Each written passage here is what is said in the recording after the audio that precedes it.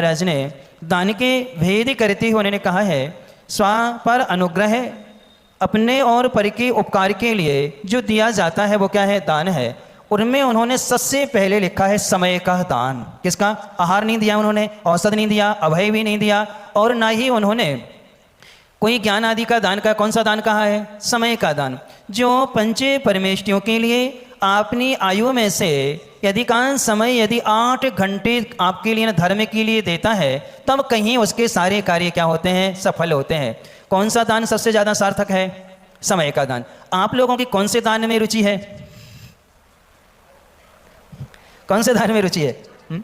यानी कि समय दान का मतलब है सम अय, सम अवसर पूर्वक, अय धातु से ये समय शब्द बना हुआ है। सम समीचीन रूपेण अयति गच्छति स्वरूपम प्राप्नोति नीतम वा समयः।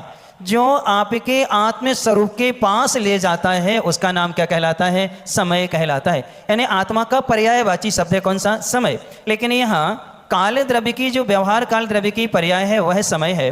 वह समय हमें किसको में देना है? पंच इंद्रियों के विषयों से हट करके किस में लगाना है? पंच परमेष्ठी में। और जब हम पंच परमेष्ठी की आराधना में अपने समय को लगाते हैं, अर्थात उनके गुणों में जब तन्मय हो जाते हैं, तब कहीं हमारी संवर पूर्वक क्या होती है? कर्म की निर्जरा हुआ करती है। इसलिए यदि अपने लिए दान यानी समय देना, समय के बाद में समय देने से स्व और पर का क्या उपकार होता है? तो स्व का उपकार ये है, उतने समय तक हम गुणगान में लगे, हमारा मन वचन कायें तीनों क्या है? शुभ है। और पर का उपकार ये है, हमने दूसरे के लिए भी कथाओं से, पाप से, इंद्रिय विषय से क्या कर लिया? बचा लिया। तो अपना भी उपकार हो गया और दूसरे का भी क्या हुआ? उपकार हो गया।